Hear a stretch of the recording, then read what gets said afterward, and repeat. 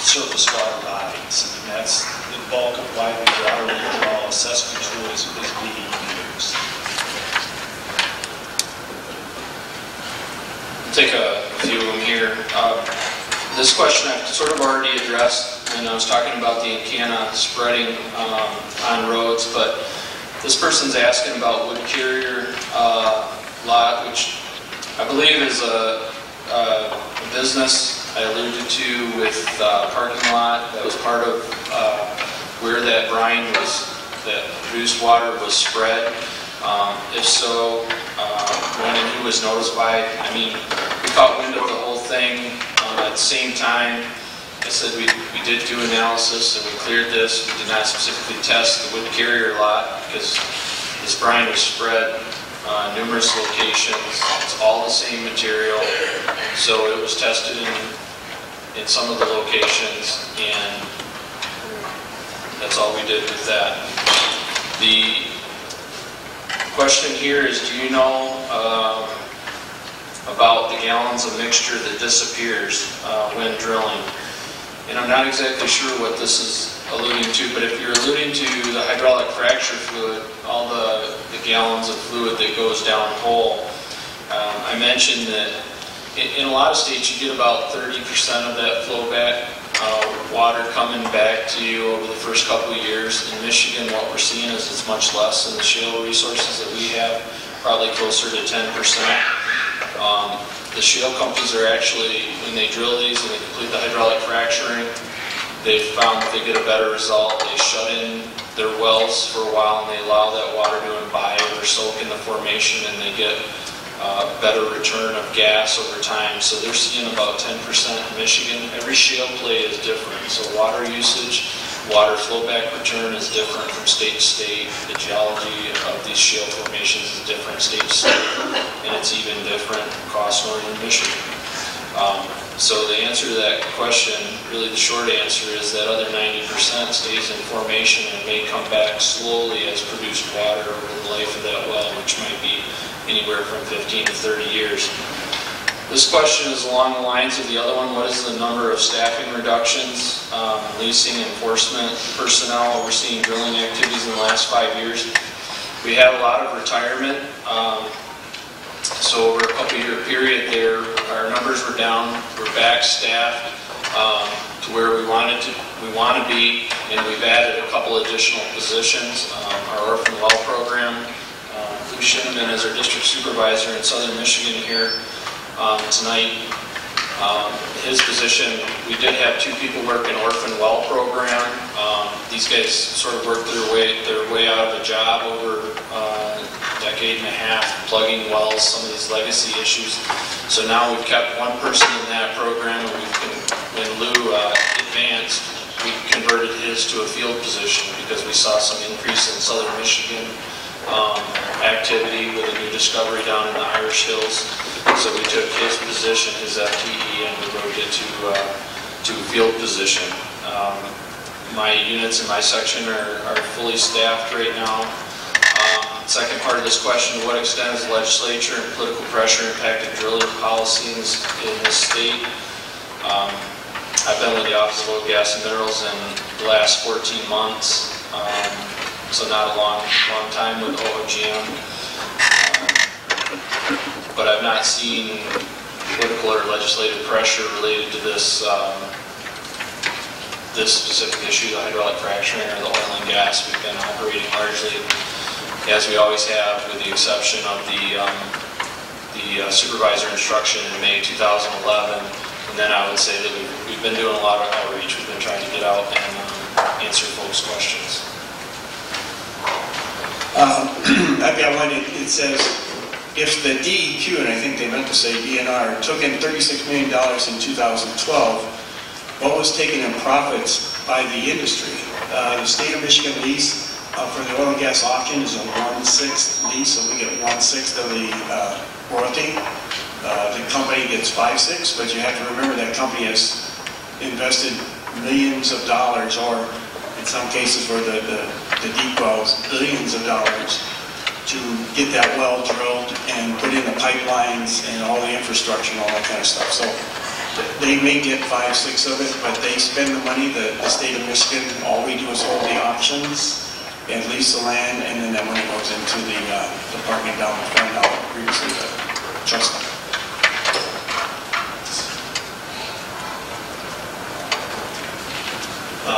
Question, when specifically have DEQ's regs been updated to reflect proper,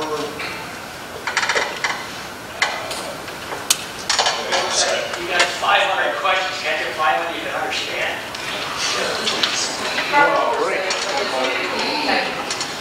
of this type of high volume hydraulic fracture? As presented previously in the discussion, the implementation of the water withdrawal tool was one aspect. The requirement for the submission of the material data safety sheets. The actual laws regulating the oil and gas industry are passed by our legislators in Lansing. I believe the laws themselves have not been updated since 1987. It's 1996. So that was the last time the actual law was readjusted. And we do go through and evaluate changes in technology and as science progresses, try to add new rules within the existing laws so that we can have proper oversight. So to clarify, that was 14 years prior to the first high-volume call that we had. That's partially true. In Michigan, we've had about 100 high-volume hydraulic fractures. About 80 of those were the shallower interim wells that did use over 100,000 gallons of fluid. To predate I believe most of all of them predate the 1-2011 supervisor instruction, so we don't have records that relate to that supervisor instruction on those. But those 80 shallower wells, some of them were vertical, some of them were horizontal, but did use more than 100,000 gallons of either water-based or nitrogen-based fluid. A couple questions here. Fracking uses a lot of water that can't come from the village wells. What about the wildlife that would be impacted by the removal of water from creek or river? We don't allow water directly withdrawn from lakes or streams, wetlands. In the water assessment tool that Michigan has that tracks all of these high volume, this is another definition for you, or large volume withdrawals. It's 100,000 gallons per day. There's a statute that regulates these large volume withdrawals. And the water assessment tool is the principal tool. It's a conservative tool that uses the screen to ensure that you don't impact the base flow of these streams. So that would be the principal method that we use. If it appears that the tool is indicating that they're coming up close to an adverse impact, if there's an adverse impact, it's not authorized. If it looks like they're coming close to an adverse impact, the model or the screening tool will indicate caution or a stop.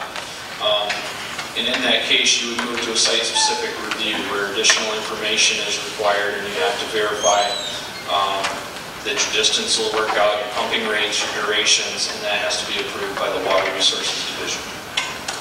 So that's how we ensure that. Funding is on all of you guys' mind. How will additional DEQ costs of supervision for increased activity be paid for? I think I've answered that, but we have to do workload analysis. So we move people around in order to meet our metrics and accomplish the goals that we're going to do. The example of convert and lose position to a new field position was an example of that, recognizing the increased activity in southern Michigan and the decrease in orphan well program. We added a geologist that had been vacant for quite a while in southeast Michigan to address activity there. So again, our funding source would allow us, if there became more activity, say in northern Michigan, monitoring these long horizontals obviously takes more supervision than the shallow wells. Our geologists end up spending a lot more time watching over these because of the additional requirements of the instruction and the magnitude of these wells. We have a funding source that allows, if we're concerned about us dropping the ball and not getting out to these sites enough, we have the funding mechanism and the ability to add additional full-time staff members to meet those. Is that good? I have a question that I think it was one that Adam brought up. The question is, if we've peaked the production of gas, why are we in a hurry to exploit the rest? When he was talking about peaking, that means production of gas went up and peaked, and now it's on a decline curve, which means we're using up a lot of it. With the new shale gas, I think that's going to provide a significant portion of natural gas that we need, because we tend to use more and more energy to heat things, to run things. Natural gas is a cleaner fuel than coal, so we typically prefer that use rather than putting all the stuff in the atmosphere. You want to go any further on that one, Adam? Okay.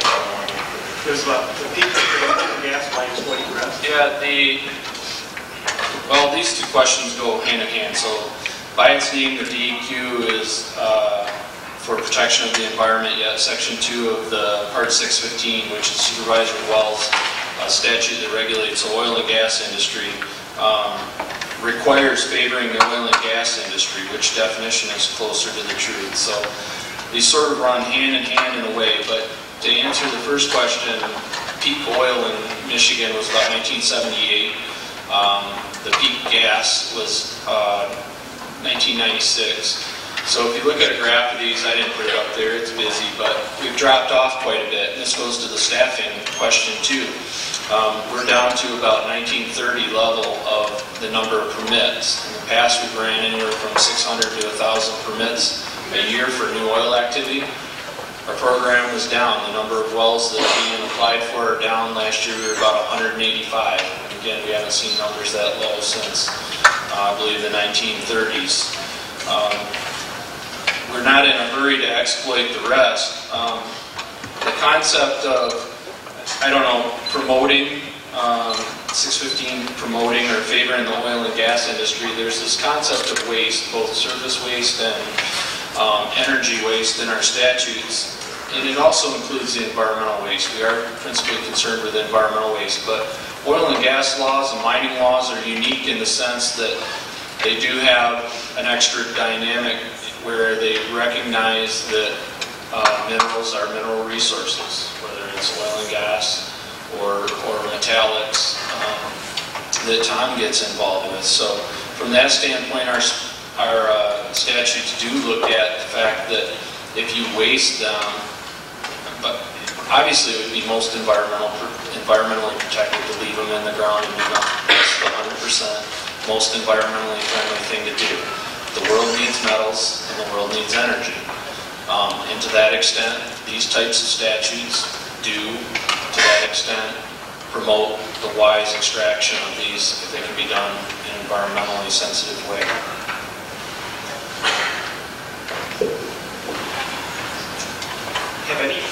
Have any fracking processes in Michigan been fined for illegal practices as their operation stopped?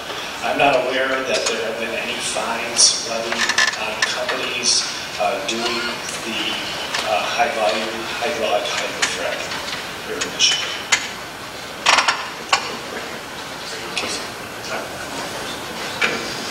I've got one that, who decided that the DNR would hold these meetings? Actually, these meetings are being put on by the DEQ, and I typically go out with the DEQ all over the state and tell the leasing story, and then they tell the regulation story.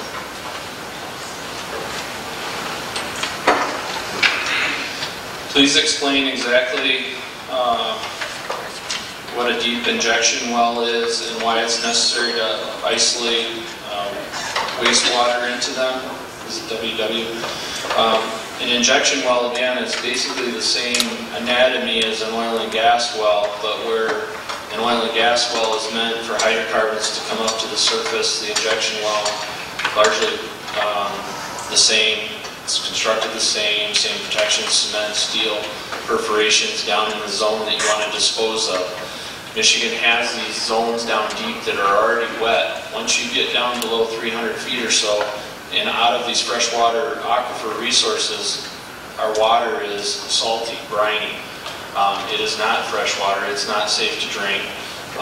So down deeper in these formations, we have these wet zones that have the capacity to take a lot of water in disposal fashion under low pressure without forcing it in under high pressure where you'd be concerned about fracturing rock, for example. So that's why we monitor these pressures to make sure we're not approaching any maximum injection pressures. And, you know, the reason is to get the energy out of the ground, you get a lot of associated produced brine water with it. You get the flowback fluid from the hydraulic fracturing. It's got to be disposed of somewhere. It's not practical to clean that up because of the salt content. So the way that it's handled around the world is they're disposed of back down on disposal wells. Question, why aren't the oil companies here to defend fracking? This meeting was basically set up by the DEQ as an informational meeting to explain our rules and regulations. I have participated as others in that division. We've been invited by municipalities, different interest groups where somebody from our division, potentially somebody against fracking, and somebody from Michigan Oil and Gas Association or an oil company. But the purpose of this meeting was basically